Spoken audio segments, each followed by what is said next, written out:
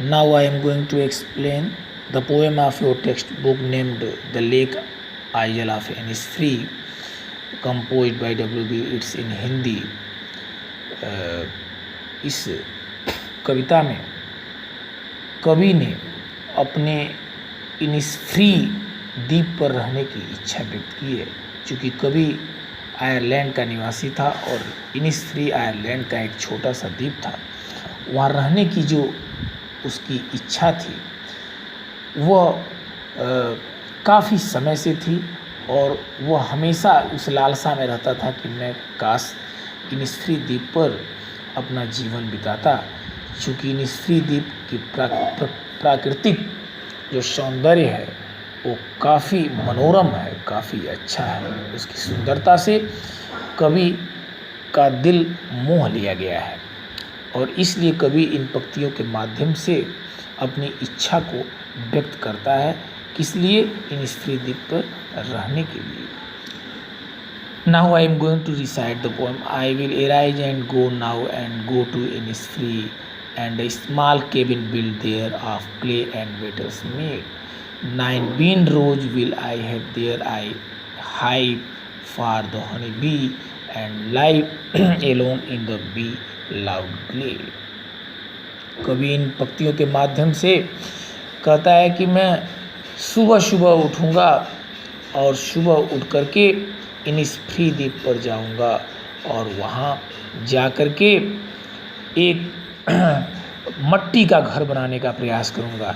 यानी पहले मिट्टी को इकट्ठा करूँगा, उसका क्ले बनाऊँगा और घर की अन्य सामग्री को इकट्ठा करके एक घर बनाऊँगा और वेटल्स भी बनाऊँगा। वेटल्स का मतलब जो चारदीवारी वगैरह के लिए, फेंस वगैरह के लिए जो झुकी हुई लकड़ियाँ होती हैं जिनका यूज होता है उसको वेटल्स कहते हैं।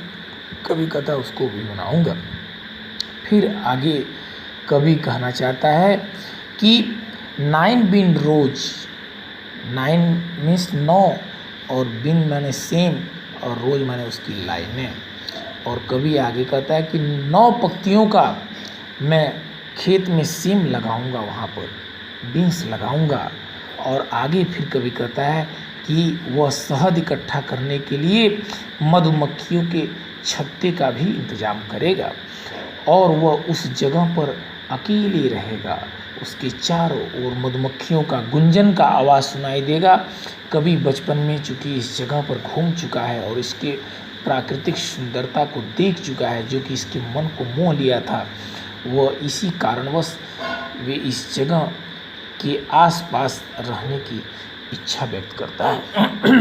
आगे कवि कहता है कि and I shall have some peace there for peace comes dropping slow.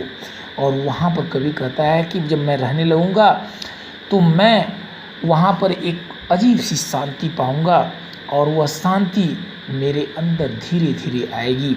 ड्राफिंग from the veils of the morning to the cricket sings. और यह शांति जब क्रिकेट माने झींगुर होता है, जब झींगुर सुबह सुबह जब गाएगा तो यह शांति हमारी टूटेगी, जो ट्रैंक्विलिटी ऑफ माइंड है मेरा वह टूटेगी।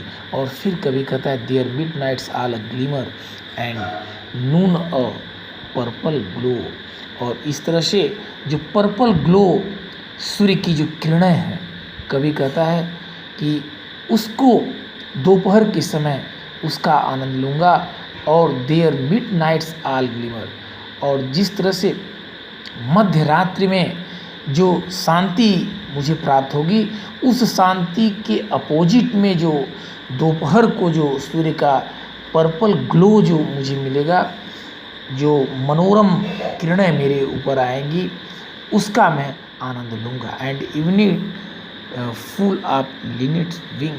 और लिनेट्स जो पक्षी हैं, small brown grey birds, grey रंग का बर्ड्स एक प्रकार का होता है लिनेट्स, उसके विंग्स का शाम को उड़ते हुए आनंद लूँगा। कहाँ से?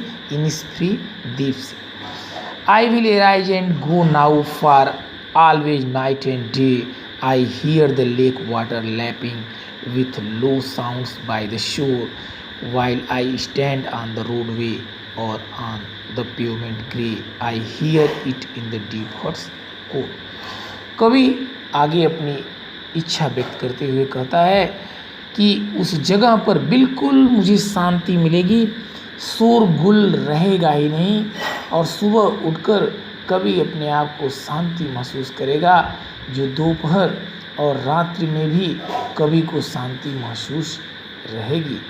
और इस वजह से कवि आगे कहता है कि उस द्वीप में जाने की मेरी बहुत ही प्रगाढ़ इच्छा है।